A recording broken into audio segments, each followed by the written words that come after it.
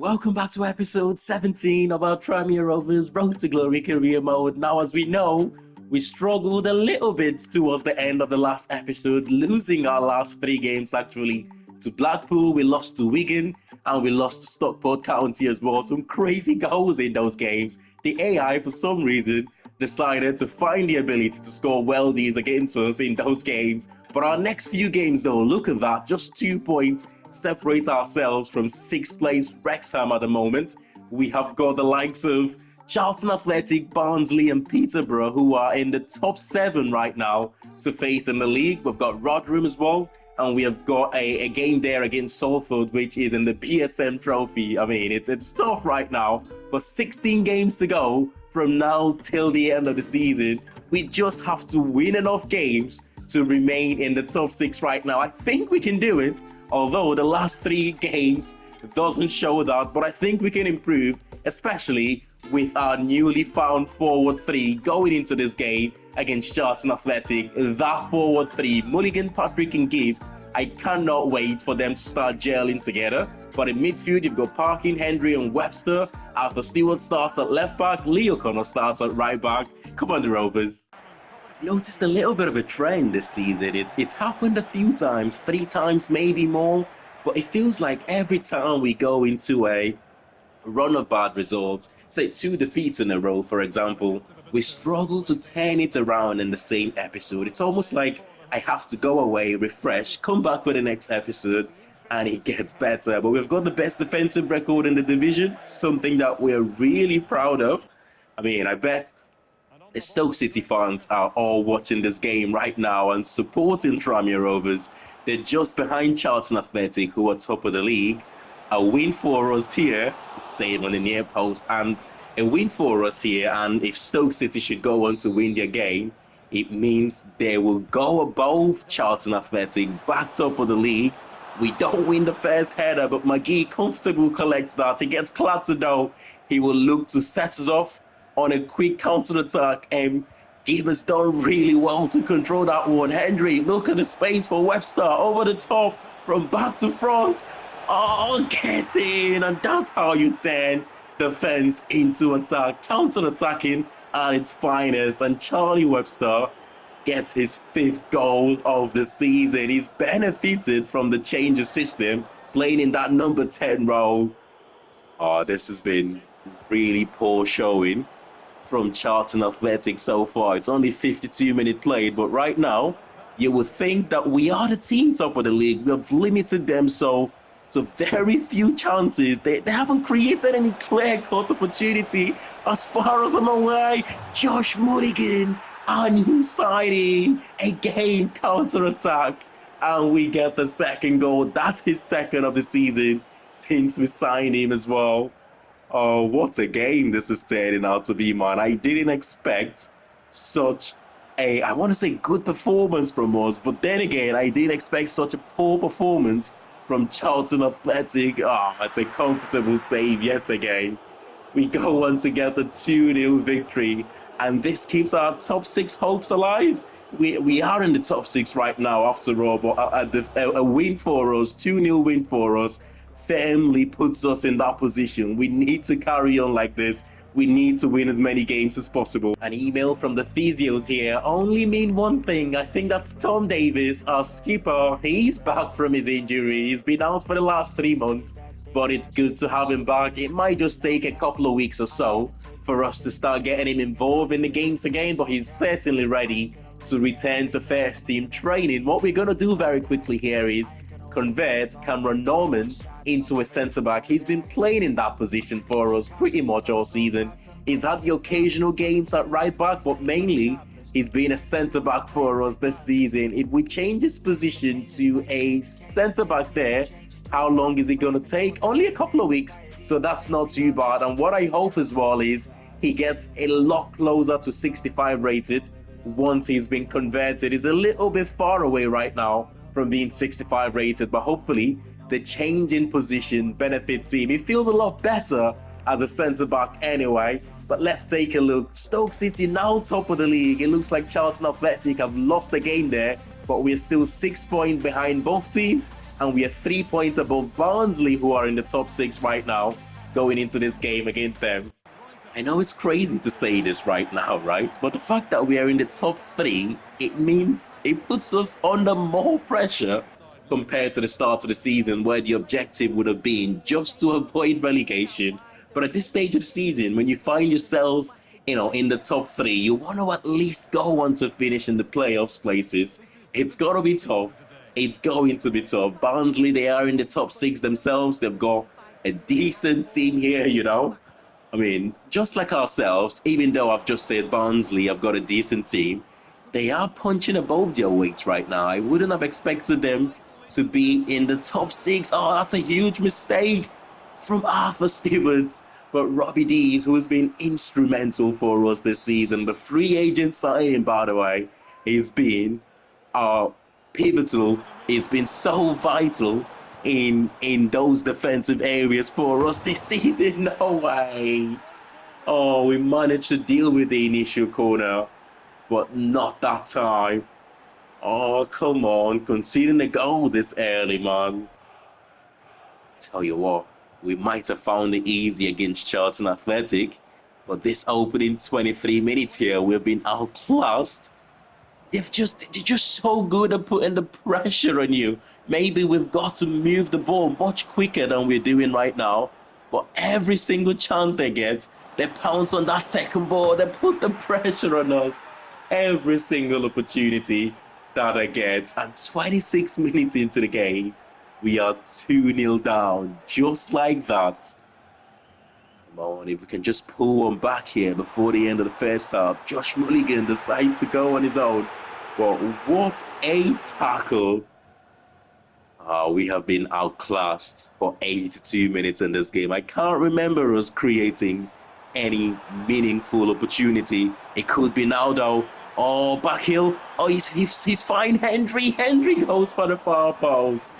Oh, that is a big opportunity missed. Our only chance created in this game. Who knows what might have happened? It's a 2-0 defeat, but who knows what might have happened if we had scored that with that opportunity with 4 minutes and stoppage time to go. None are there. You win some, you lose some.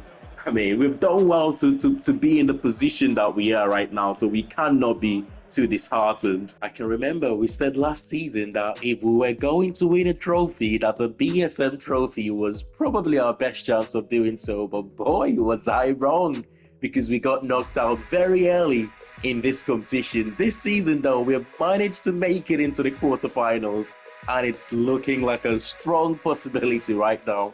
I mean, Wickham are just behind us in the league. Blackpool are mid-table in our division, but the rest of these teams, okay, Salford are closer to the bottom. The rest of the teams though, they are in League 2, which makes us one of the favourites at this stage to go on and win the competition. It would be nice to do so. It would be really, really nice to do so, but we have to first go past Salford. I have rotated Omari Patrick starts up front and Parkin starts in that number 10 position for the first time this season. Come on, the Rovers.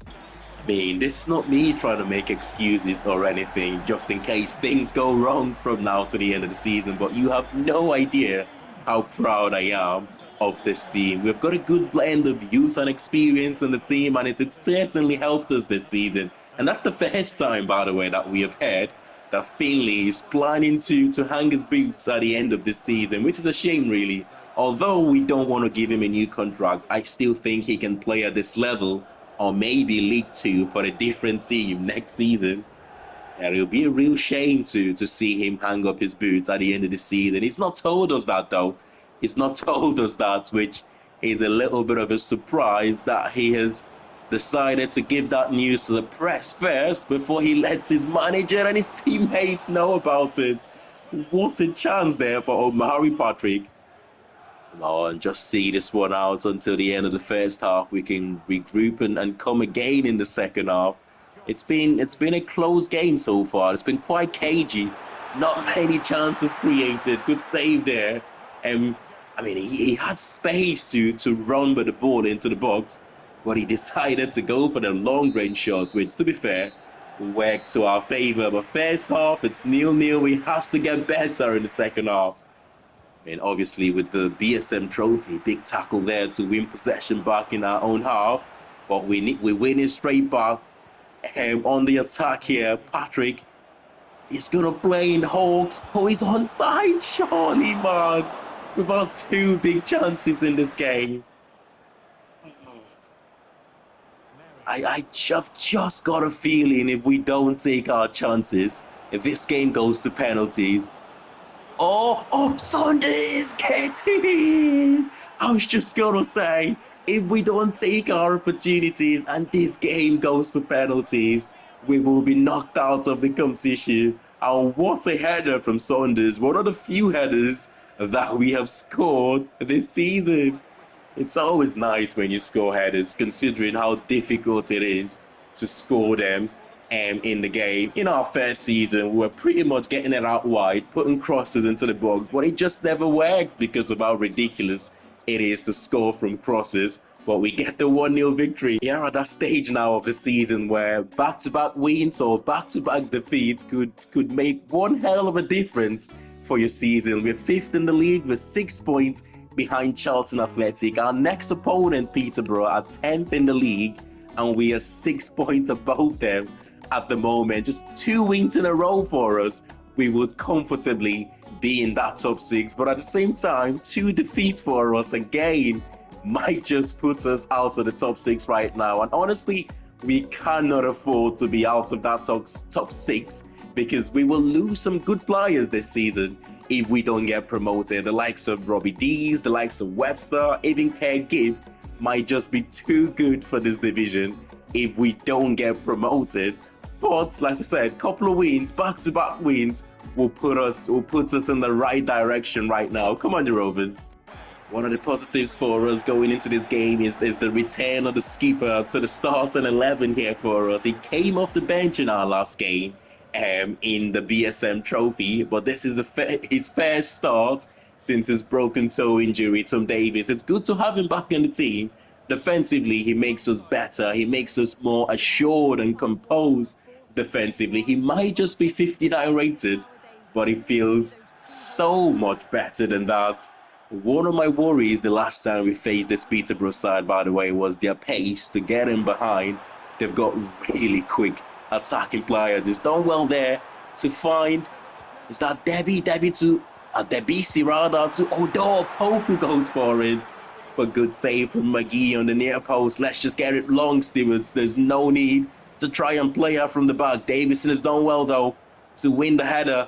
That's why it's good to have target men on the pitch sometimes. Webster, by the way, draws a lot of free kick. He draws attention to him, and most often than not, he gets fouled.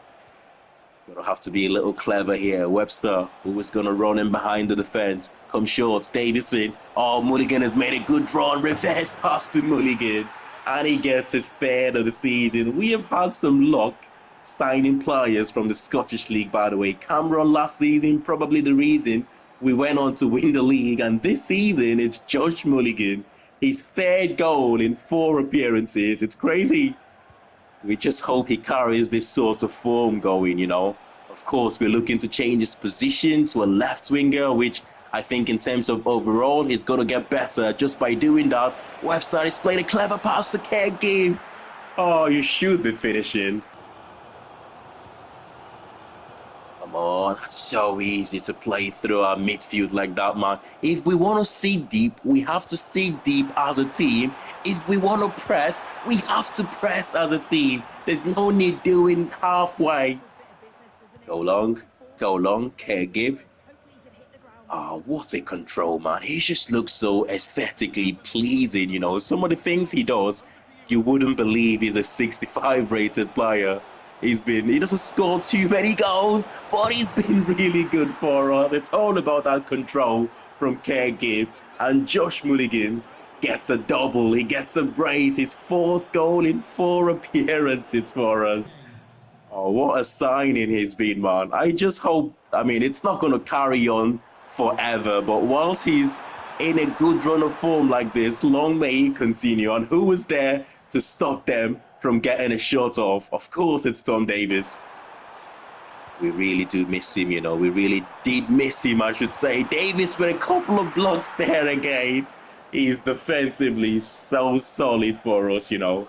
2-0 victory. We will take that against a team who are not far away from us in terms of the league table. So to get a comfortable 2-0 result against them, I mean, we will certainly take the result. We'll certainly take the victory and we will move on to the next one. We just need to carry on winning games right now. And it's now the 1st of March, and you know what that means? We have got the Youth Academy Scout report to take a look at. But before we do, though, we have got the positions of Omari Patrick, who has now been changed to a striker, and of course we have got Norman, who has been changed to a centre-back. So we will quickly change Norman to a centre-back. He's still 64 rated, unfortunately. Patrick to a striker, and he's now 64 rated, which is good. He was 63 rated before going on to change his position. But let's take a look at the Youth Academy Scout report here. Very quickly, shouldn't take too long, this one. And in England, we will continue scouting Benjamin King, and we will also continue scouting Jude Curtis and hope his starting overall might improve a little bit. Patrick Hewitt and Jake Powell and Hobson, we will get rid of all three of those. And in Northern Ireland, we will scout Michael Patrick for one more month, maybe. Anyone else, we will continue scouting Philip Tierney and most likely get rid of the rest of those. So Kilpatrick and Tierney, we will continue scouting. And to round up the Youth Academy Scout report in Wales here, we might, we will get rid of him, Cook. I don't think he's going to get any better than that. Healy, starting overall, needs improvements, but we will continue scouting him. We will get rid of the rest of them. Just some Healy that we will scout for a few more months, hopefully. The starting overall gets better. We need to find a cool nickname for our academy, you know, because right now we are producing some gems. There are a lot of players in here that are good enough to make an impact to the first team, but I'm trying to keep at a maximum of 2 academy players promoted per season. Last season it was Arthur Stewart and Gibbs. You know, this season it's been Adamson and Buckley, who both players are out on loan actually. Next season, we might promote a couple of more. Some of them might be unhappy. Some of them might end up leaving. But I think 2 academy players promoted to the first team per season, it's realistic. It makes sense. But one of the reasons I'm saying we need to find a cool nickname. You know, you've got Ajax Academy, the Tokums, they're called. You've got La Masia of Barcelona. You've got La Fabrica of Real Madrid. Carrington Boys of Manchester United. You've got Hale End of Arsenal. You've got Colby Boys of Chelsea as well. We need to find a cool name for our academy at the moment, because right now it's doing fantastic. But we've got a few more games coming up in this episode, and let's take a look. We've got the likes of, we've got Rotherham next, we've got Crawley, Leyton Orient, and potentially the game against Reading in this episode. We're back at Prenton Park in front of the home fans for our 5th game of today's episode against a Rotherham side that are 11th in the league. I'm expecting a tough game here from them. The Millers have won 2 out of their last 5 games, 2 defeats and a draw. In that time, they can be a difficult opponent. They've got one of the top scorers in the league as well, Clark Harris, who scored 16 goals this season. For us though, we're 5th in the league and 4 points clear of 6th place Wigan Athletic. A win here for us is vital to keep our top 6 ambition going. Right now, it's in our hands and it's looking very much possible. When you play against a team that have got one of the top scorers in the league, you don't want to give him too many chances. And so far, we have managed to not do that to Omari Patrick, who's playing from the left-hand side today. Of course, we are in the process of converting him to a striker, but he's played out wide a lot of times. He knows how to play. Come on, it will not be nice if we concede a goal just before the end of the game. I'll take the 0-0 now. It was comfortable for the goalkeeper, thankfully. It's been a while since we had a 0-0 draw in the league, you know. It's been a while since this happened. But sometimes it does happen, not too many chances created, and to be fair, on the balance of play, a draw is probably deserved by both teams. And up next for us is the Red Devils, Crawley Town. Some would say not the original Red Devils, of course, we know of a Premier League team with that nickname as well, Manchester United. And a quick reset from my end has made me to understand that Manchester United was founded first, which makes them the original Red Devils. Crawley Town founded 1896, Manchester United, known at the time as Newton Heath, founded in 1878, I believe, which makes them the original Red Devils. They've got a striker here who we looked at in the summer, Will Swan.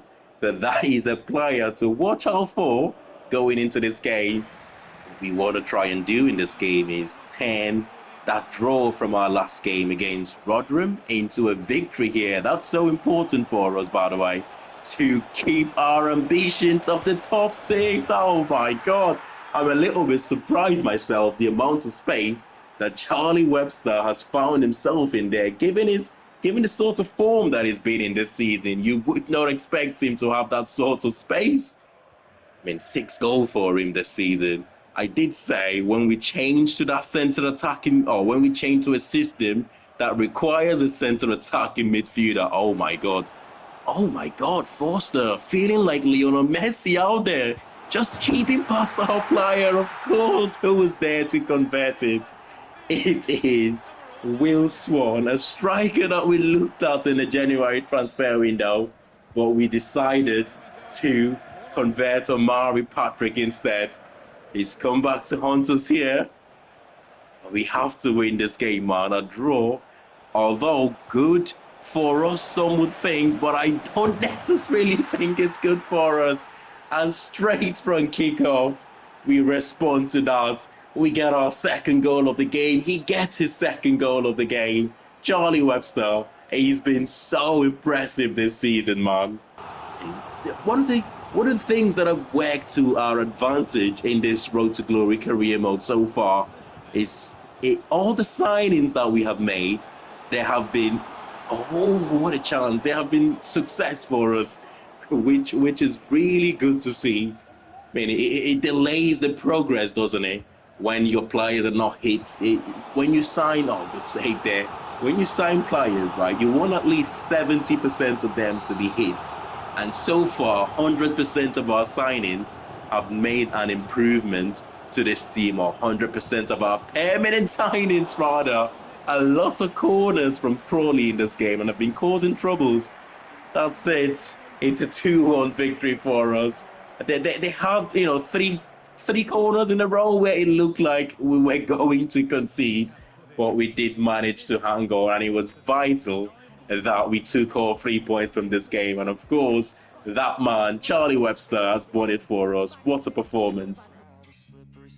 Oh, okay. It looks like Josh Mulligan is fully now developed into a left winger. Of course, he's a 64 rated centre midfielder at the moment, but with decent pace, with decent agility, good finishing as well. I'm expecting him to improve as a left winger in terms of his overall. He looks really good at the moment, doesn't he? Up there as one of our best players since we brought him in. He's now close to being a 67 rated left winger. I think that's the best position for him. Not hugging the touchline, but playing more of an inverted winger, coming inside as often as possible, which he's been doing for us since we brought him in, but close to being 67 rated. That is fantastic news for us. Up next, we are away. We are at home actually at Prenton Park to Leyton Orient. At the moment, we're keeping tabs with the top 3. We are only 6 points behind Stoke City, who are top of the league, but I think they've got a game in hand on us. And we're level on point with Wrexham, who are 3rd, and they've also got a game in hand. So it's still a long way to go, but we are in the right position. We are in the right track right now. On paper, we are massive favourites going into a game like this. But as we know, the game is not played on paper. And actually, this is one of the trickiest times to play teams that are in and around the bottom right now. And the O's are bottom of the league. And for them, there is a lot at stake. I'm sure they do not want to be relegated this season. I always think this, by the way. Teams in the bottom half of the league have got more to lose than teams going for promotion. For example, if you don't get promoted, you're still in the same division. However, if you get relegated, especially financially, a lot changes. No way. No way, Obiero, once again, a player that is in our shortlist, scores against us. A centre midfielder that is Obiero. It's a good finish too. Oh, this game is just going. Anything that can go wrong, possibly go wrong in this game, is going wrong right now. Big crunching tackle from Robbie Dees keeps our attack alive. Oh, he turned. Mulligan turned. Surely. No way.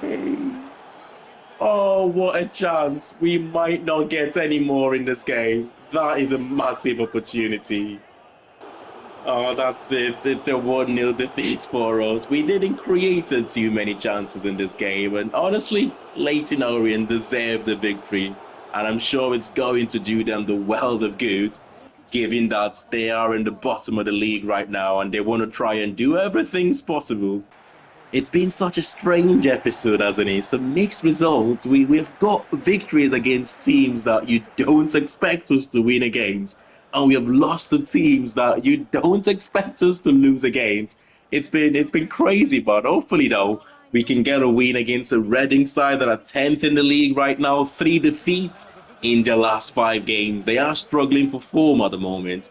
1 draw and 1 defeat in that time for them. The Royals are a good side. I actually thought they would be exactly where they are right now, top 10 at this stage of the season. Why can we deal? Oh, come on. It's just, come on, man. Not again. How did he not pull the trigger there? For some reason, he decided to do something fancy and possession given away. He gets fouled a lot, man. I said this before. Every time there's a yellow card, it's usually someone have put in a bad tackle on Charlie Webster. He just attracts free kick, man.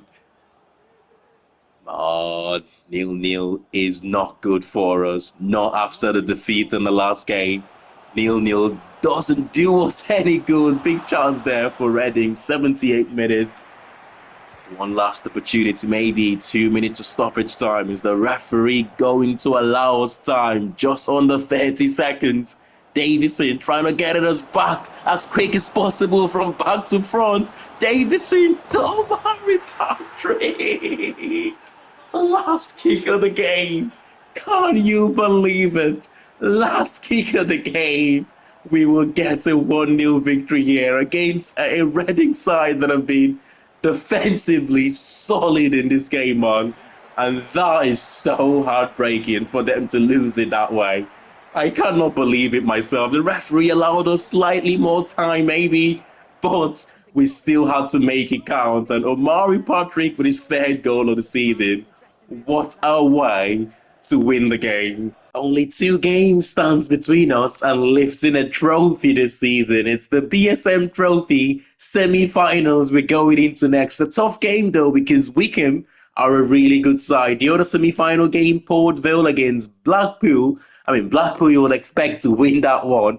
I think whoever wins that game between ourselves and Wycombe will go on to lift this trophy. Saying that, we've already lost to Blackpool in the league this season, but I think we've definitely got what it takes in a 1-game shootout against Wycombe to get the better of them. I have rotated heavily, as we always do, going into this competition. Sam Davis, our captain, starts this one, and whenever he starts at the back, to be honest, we go into the game with much more confidence defensively. Come on, the Rovers. Tell you what, the couple of times that we have faced the Chairboys this season, we have shared the points. It's been, I think, 0-0 and a 1-1 draw. And twice we have faced them in the league. This is not a league game, though. This is the semi-finals of the BSM Trophy. They've got Udo up front for them, who we know he can be a handful. His hold-up play, actually, is one of the best that we have faced in this division this season. For us, we have got Saunders, who has been pivotal for us in these BSM Trophy games. Out wide, Oyedinma, who's got pace for fun. He's played. Was he at Luton Town in their Premier League season, or was it a championship season? That name sounds familiar to have played for Luton Town. Saunders gets there first, and he slots it in the back of the net. He scored our only goal in the quarterfinals against Salford, and he's got the opener here against Wycombe Wanderers. What a start! What a start, man. It's his third goal in this competition. Here we go. Throw to Saunders. Got pace. We know he's got pace for Ford. Oh, referee, get the yellow card out just before the end of the first half. He will go on the book. Luke M. Leahy goes in the book there for the referee. When he faces you one-on-one like that, there aren't too many defenders in this division quick enough to stop Saunders. Here he goes again. Oh, closing down. Try to close down the goalkeeper there. Oh, but he's been fantastic for us, Saunders, in this game. And we are half an hour away in booking our place in the first ever finals with this team. And potentially, I think it might be at Wembley as well. We've got some defending to do here. Udo, oh no, what a chance, man. What an opportunity.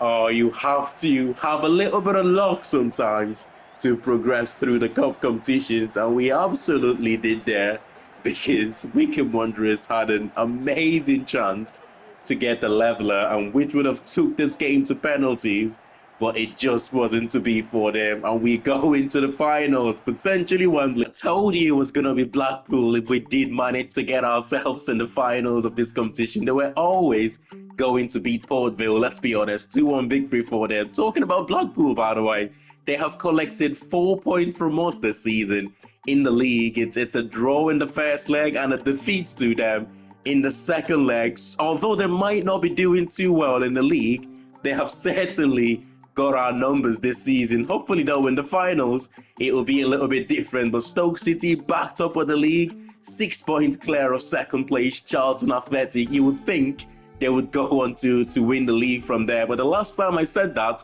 they went on to only pick up 1 point from 4 games. So who knows?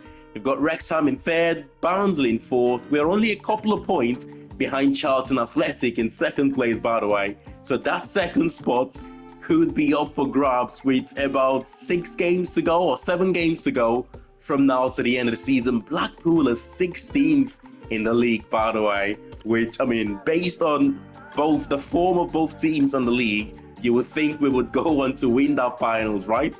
But the bottom 3, Leyton Orient, Exeter, Mansfield, Stevenage, and the likes of Bristol City, Wimbledon, just about avoiding relegation places right now.